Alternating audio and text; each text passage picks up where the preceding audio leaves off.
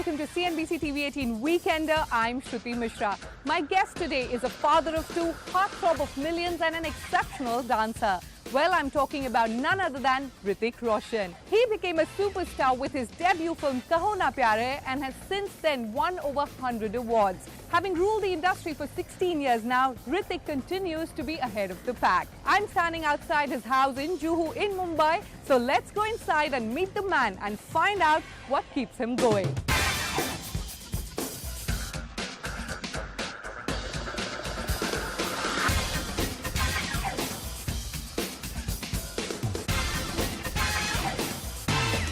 It's a common assumption that children of celebrities tend to enjoy affluent lives, sans all hurdles of life. But in your case, it wasn't true. You know, while growing up, you had some serious stuttering issues. And so tell me, how was life back then when you were growing up? How did you feel then?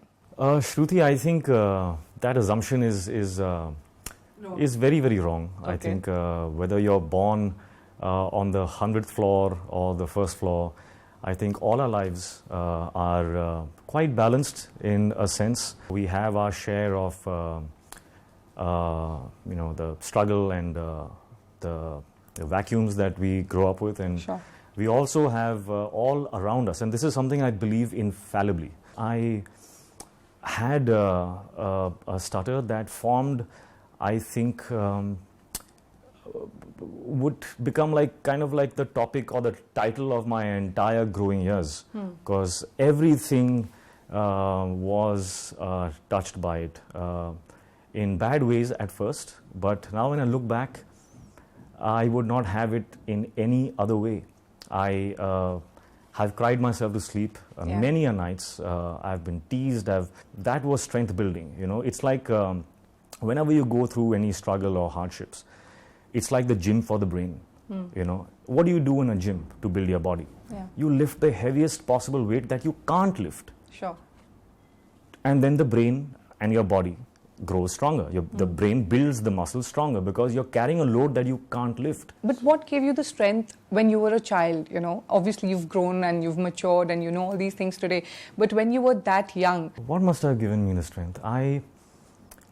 I don't know. I just remember that there was deep pain and there was a need to shout. You know, there was a need to just express myself, and I think that is what fanned the drive. I think it was a mixture of pain and anger and this tremendous feeling of betrayal, that why am I not normal? Yeah. So I think somewhere that must have, I think that drove me a lot. You said that the assumption is wrong that, you know, celebrities, children have an easy way out, but you're definitely born with a silver spoon.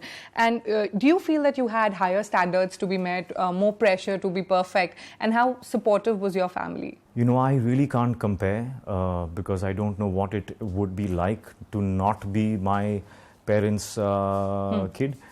So I don't know. But I do know that I have seen days in my growing years where there was no money in the house, where my mother did not have money for the basic vegetables to be bought on that day, and I've seen her break down. I have seen my father be thrown out of this apartment that we stayed in because he did not have the money for rent.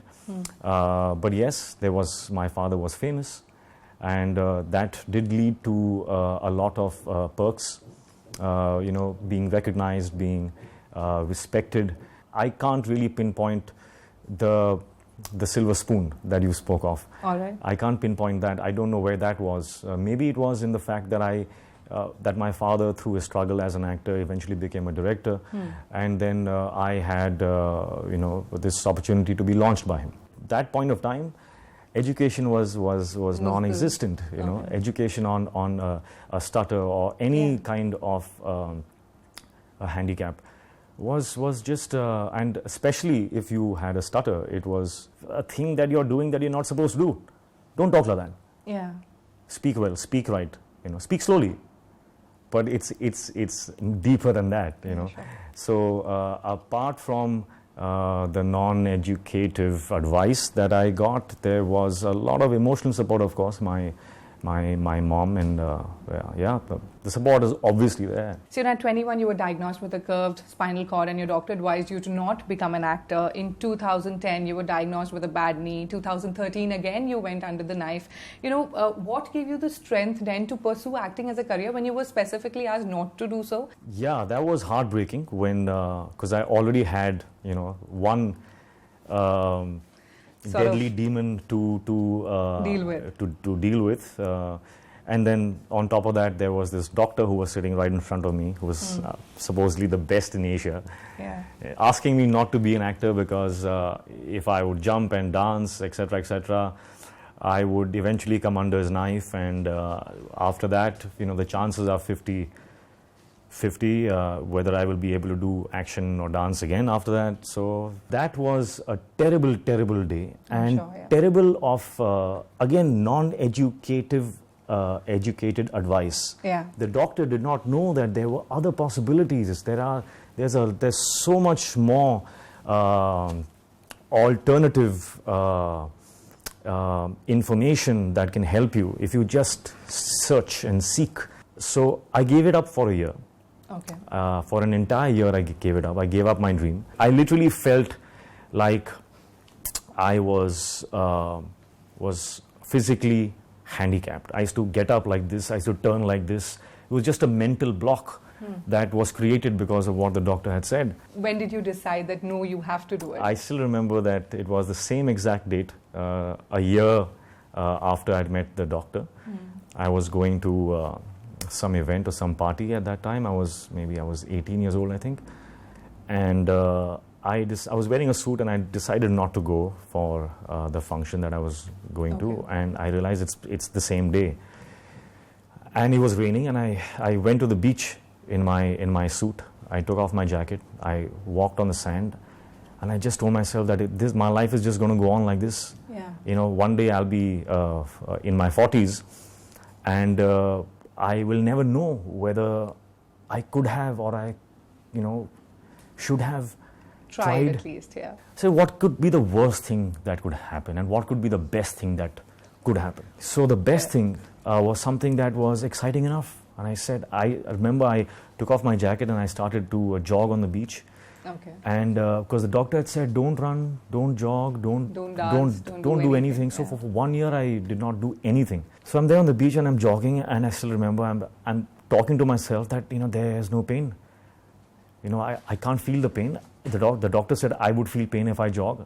It's not there, and I'm jogging, and simultaneously the rain miraculously is getting like stronger and stronger, and you know, it turns into a filmy moment. It turns into this torrential rain, and I find myself galloping.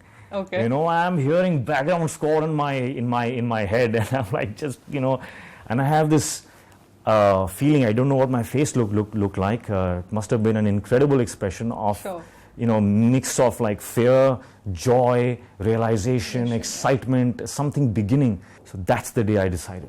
I said, damn, with everything. Now talking about films, you know, you debuted as a child artist when you were only 6 in the film Asha, Bhagwan Dada. Then, of course, you became a superstar overnight with Kaho Na Pyar Hai. Post that, you know, you've had a series of hits and flops, but how do you deal with failures? Are you a sore loser? Not at all. I wonder why.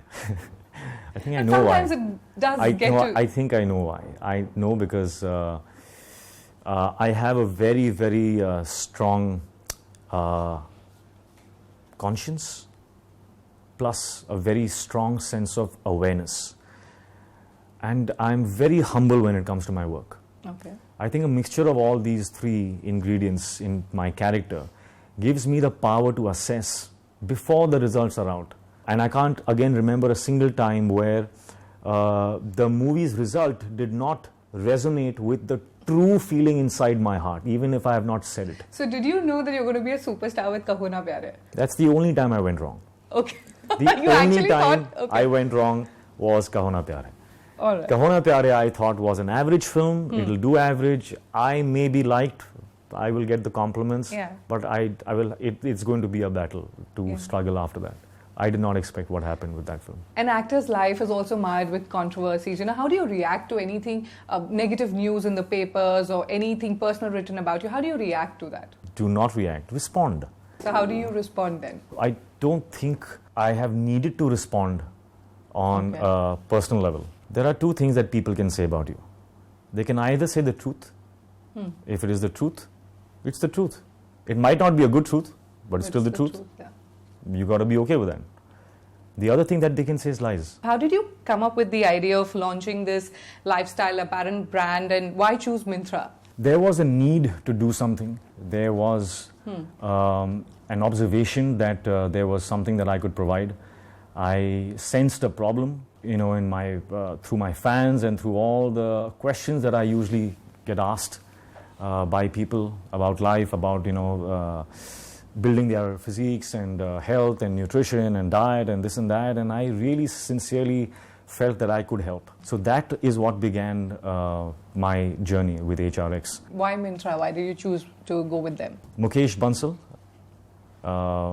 who founded Myntra, is somebody that I met and connected with instantly. In the business sense, it just also made complete sense because they are the best in what they do. They were the first in what they do.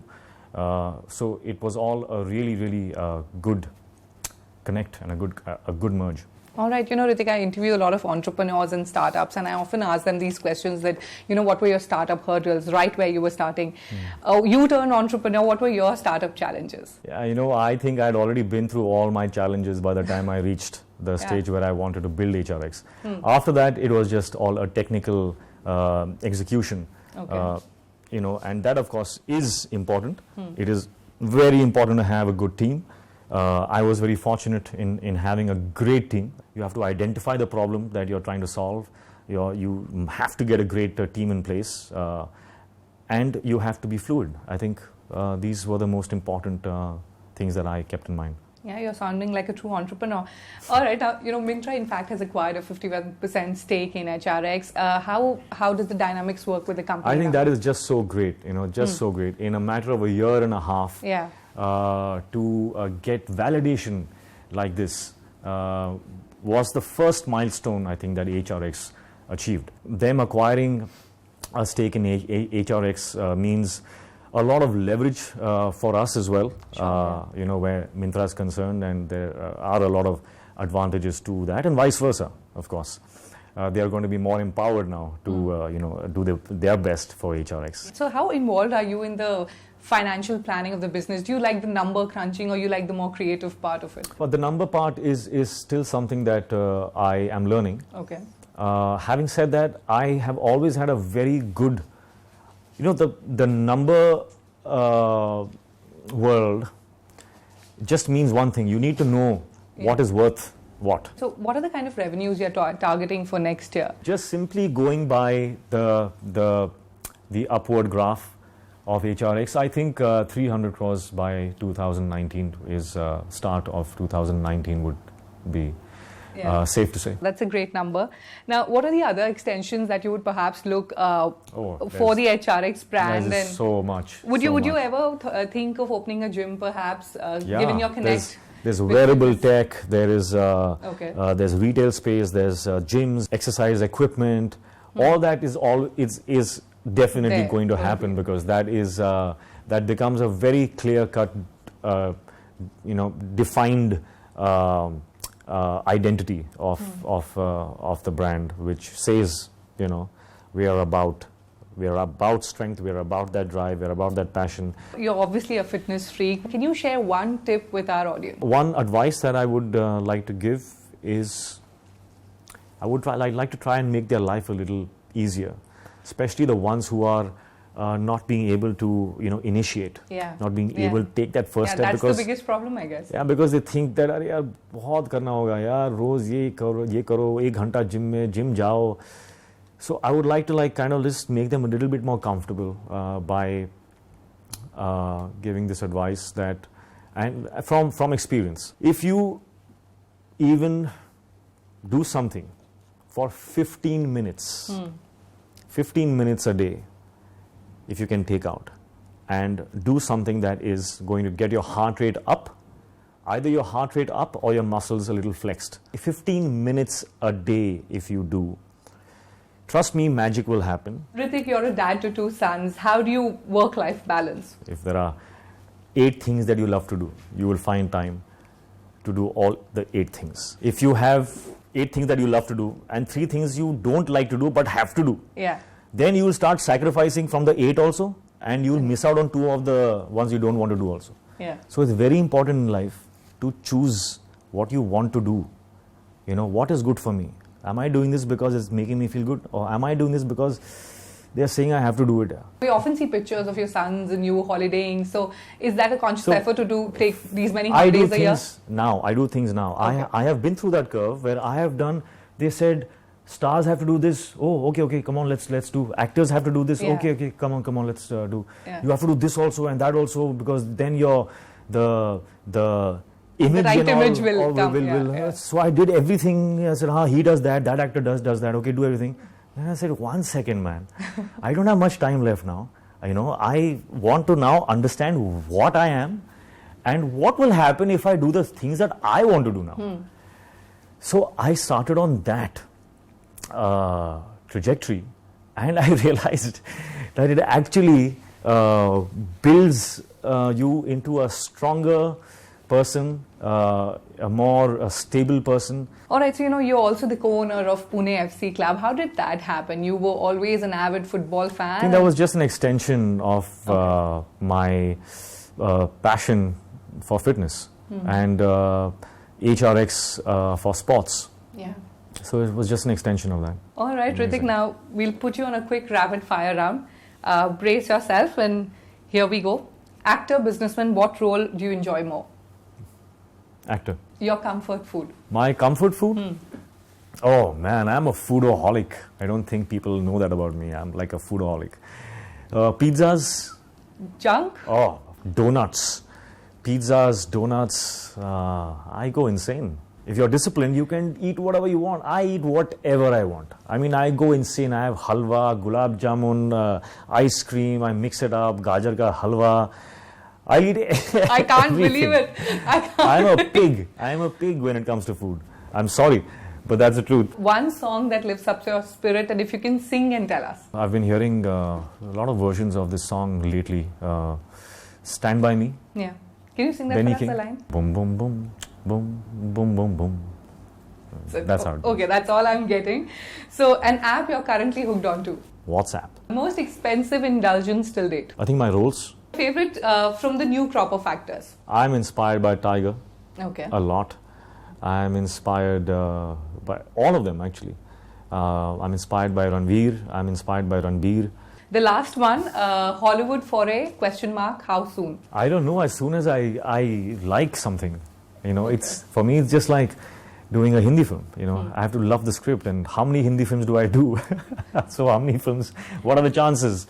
You know, do your math. Coming back to business, what are some of the other investment opportunities that you will be looking at? Would you be looking at investing in startups, perhaps? Yes, of course. I am very enthusiastic about startups which fall in the space of education, of health, fitness. So I am looking into that. Before I let you go, one message you would like to give our audience? To all my fans over there, thank you. And do watch my film, Kabul. It's going to be out on the 26th of Jan. It's a very special film. I hope you all like it. And I hope through Kabul, just like through all my future films, I hope I always deserve your love. All the best for Kabul, and thank you for giving us time. Thank you.